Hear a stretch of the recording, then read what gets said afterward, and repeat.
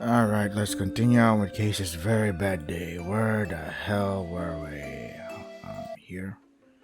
You're just getting to the end of the first uneventful pile when you hear another heavy metallic clunk. Then the hissing sound suddenly stops. You had forgotten all about it, but now that the room is completely silent again, it almost feels eerie. At least that noise finally stopped. You try to ease your mind and will yourself into carrying back on with the jewelry pile. Snap, click, all at once as if all the air is knocked out of your lungs. You stagger backwards. What? In an instant, the whole room seems to change. The light seems to become dim and flickering, and your whole mind is filled with an unnaturally calm sensation. You know that you should be alarmed by this sudden change, but even your first slow breaths of the thick, greasy air don't faze you. It's alright. Mama's coming. Mama's coming. Don't worry, dear. Mama's coming. Mustn't worry. Mama's coming. Mama. Why does that sound somehow familiar? Mama. Mama's coming. And are we dead again? Mama's coming. Mm-hmm. Mama's here, Mama's here, Mama's here. Have no fear, Mama's here. A strange, unearthly sing-song tone plays out.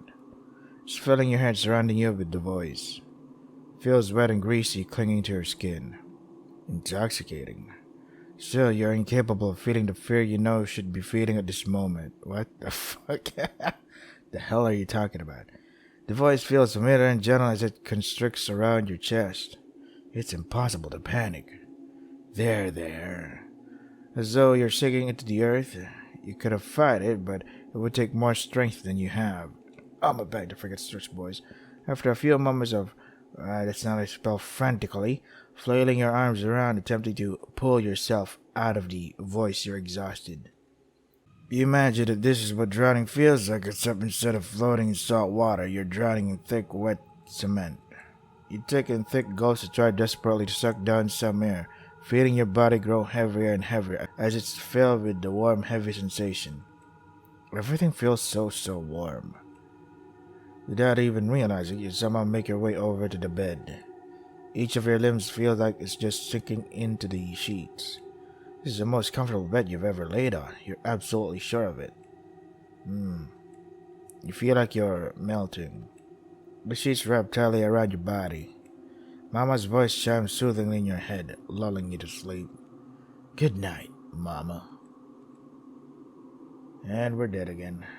The last thing you see is a white-hot shining light so bright it shines directly through your half-closed eyes straight into your brain. Shush, everything is okay. Unfortunately, you died. Of course we did. When will we never not die? Drink water. We drank this already. We're done with the crackers too. What are we? We went to the bathroom before.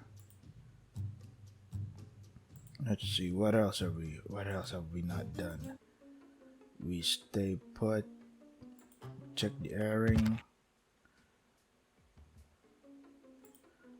Stay put, we did that too. Are we done with everything? Let's see. There are 3 more though. How do I get 3 more? Yeah, let's see. Yeah. We climb down. Climb to this part here. Oh yeah, we seen this part. I climb onto the porch. Yeah, we're dead there. Let's see. We're done with this part too. Did we go to the hallway? Oh, look at that. We go into the dark room. First time I've seen this, so let's save here. You decide to head for the dark room that you think might be the master bedroom.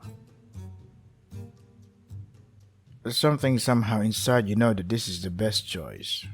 When you push open the door, you're hit with the strangest sensation of deja vu. You know you can't have been here before, right? No, that's crazy. Yet somehow you know what you have to do. The room is in darkness when you step inside. The thick curtains are drawn tight, letting only narrow strips of light shine in between. Weirdly, the bag in your hand feels heavier than before. Bag? It's sort of buzzing very, very faintly. Feels as if it's reacting to something in the air. You sit down at the bed and close your eyes, waiting for it to come. Mhm. The alarm clock on the nightstand beeps, announcing 12 a.m., rousing you from a dreamless sleep. Flash, badam. Like clockwork, she comes. The creature's face is indescribable. She's somehow strangely familiar in a dozen ways at once. First, it looks sort of like a person, only with smooth, flat skin above the nose where the eye should be and a sort of a pronounced snout. As you look on in horror, the top part of the jaw unhinges and falls back over the face to reveal a mouth almost like a lamprey, but with human-looking teeth instead of sharp fangs. The creature almost seems to smile, its pale flesh contorting the round maw into a sinister oblong grin. The jaw continues straight into wide, rounded human-like shoulders without any visible trace of a neck, and then a quivering, blubbery mass of pale white flesh below.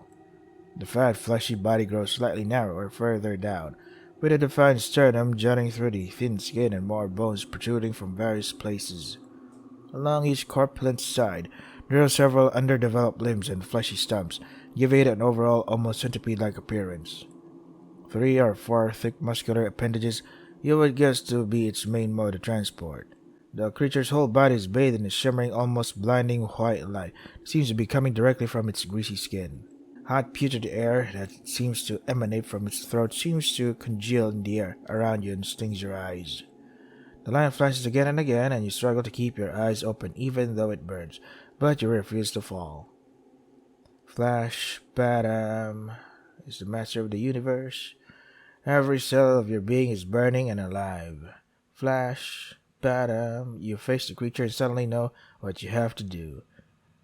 We have to trick her. The words echo in your head, though you're not sure from where. All we have to do is turn her around. If we turn her around, then we can go home. Huh? Turn her around? Turn her around? Can't explain it, but somehow you just know. The creature lets out a strange metallic cry and stretches up to its full height, mouth pointed upwards towards the hanging light, fixtured in the middle of the room.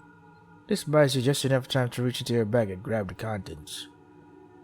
200 ml water, 1 jumper, 1 jeans, 2 shoes. Huh? Why does this recipe sound so familiar? The words pop into your head as though someone pushed them right into your ear and into your brain. You have to use these. But how? You try to think of something you could make with these items. Fold them up like origami? No, you don't have time. Wear them? Dress up the monster? You rack your brains for an answer but find nothing. Do something. Do anything, just do something. Flash. Okay, quick. You panic and lay the clothes out as if you were setting out an outfit for the day ahead. But what about the water? In a panic, you pour the water straight down in the middle of the clothes, trying to get some on each garment. Okay, let's try not to panic. Panicking doesn't solve anything. Flash, pada. In an instant, the creature flaps down from its standing pose and back onto its stumpy lower legs, sending ripples through the wobbling meat of its abdomen. It moves its head slowly and carefully through the air. Judging by its apparent lack of eyes or other normal facial features found in humans or mammals, it's trying to sniff you out. The creature hesitates for a moment and you quickly spring up onto your toes and flatten yourself against the wall. What? Of all the things that the creature could have, they don't have any eyes to see? Kidding me? Are you fucking kidding me with this? At first it seems to have followed the sound, turning its head to face you, but you stand perfectly still and becomes confused. Takes another wheezy breath before turning back towards the clothes lying on the floor. If only he had a rock or something to throw it in another direction to avert the creature's attention. Damn, if only this was a video game instead of being your real life. Luckily, the creature seems to decide that the wet pile of clothes on the floor is you and turns fully to face it. without even thinking about it, and before you even realize what you're doing, you've darted round to the creature's back. You reach forward to grab the hot, fleshy handle of the door in the creature's back, pulling it open and throwing yourself Throwing yourself through before you even have time to be scared. A flash of white light and then nothing at all. Nothing at all. Sigh. You roll over and burrow comfortably into the duvet, relishing the warm feeling of the Saturday morning sunlight on your face. You could swear that today your bed feels even comfier than usual. It's the weekend. That means that for 2 whole blissful days there'll be no more Katie the bitch from hell and her gang, no more Mrs. Gordon, no more getting started with algebra, just 2 whole days of sweet, sweet freedom. School days are the best days of your life, right? Yep. Yeah, right, you snort. Anything is better than being stuck in that hellhole fighting to stay awake with all of the strength you have. Straining to even keep your eyes open, staring at the clock hanging on the wall, feeling your brain slowly melt into mush. Tick, tick, Z. Guess I should really be thinking about getting up. You say it aloud to no one in particular, trying to wheel yourself out of the soft cocoon of bed and into the cool spring air. After all, you have a busy day today. A busy day of Saturday morning TV, video games, and Chinese takeout. Not forgetting, of course, packing your things for your sleepover with Beth tonight, too. If only you didn't have to look after your little sister and her snotty friends first. Lame. Whatever, the usual babysitting strategy will suffice. Load them up on caffeine and sugar and barricade yourself upstairs in your bedroom to rack up your phone bill. Man. When you finally flutter your eyes open, you're met with the same set as you are every morning. White ceiling stained nicotine yellow from the people who lived here before.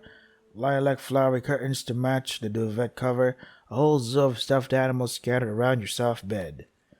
Even though you've seen it 100 times before, for some reason today feels extra special. It feels as though you finally come home after being gone for a long, long time. Maybe because it's Saturday, you reason. When you finally go to get out of bed, you notice that you seem to have gone to sleep fully dressed. Huh? Parents never even let you wear shoes in the house, let alone in bed. Damn it. The bottoms of your bed sheets are all muddy from your tennis shoes. Your mom's gonna be so mad. You decided you had better get changed before you go downstairs for breakfast. You'd rather not have to explain why you're fully dressed on a Saturday at 9 a.m. in the morning. Take off your oddly muddy shoes and socks and hide them under a big bag. And hide them under a bag in the airing closet, and then grab a pajama set randomly from a drawer and button it up. You'll transport the laundry to its rightful place in the vestibule later on when Mom's at work, to save yourself a lecture. When you pull off your jeans, you notice one of the pockets stuffed full of a bunch of scraps of paper. Huh? Must be rubbish. You decide to scoop them out to toss them in the paper bin under your desk. 200mm water, 1 jumper, 1 jeans, 2 shoes. Yep, definitely garbage. When you finally finish changing and head out your bedroom door, your little brother accosts you on the landing and dumps a rubber snake down the back of your shirt. Ah. Scream out loud at the intrusion. Mama. Case, was that you? What's the matter, dear? A faint reply comes from downstairs. Never mind. Whatever. Can already smell the delicious scent of a Saturday morning cooked breakfast wafting up the stairs, and it makes it hard to stay angry. You start to head down the stairs with a peaceful smile. You're ravenous. After all, you had a really, really bad night. Okay. The end. What about the other 2 galleries, though? Still missing... Wait, what? When was this? So these are concept sketches? Oh, okay. So we've done it, right? We've fully done it. So what can I say about this game? Case's very bad day. The art looks incredibly incredible. Like, holy shit, man. Look at this shit. Fucking... But why does this monster not... Of all the things to not have, the eyes, really? So many ways for Casey to die and stuff. Um, so I'm guessing the other Caseys died for the other Casey to return safely? Because how can the Casey that is saved remember the stuff from the past unless there's other cases? It's like, hey, I died before, so here's what you do to not die, etc. So all of these cases deaths are happened. It just so happened that the Casey we followed is the one that survived or something.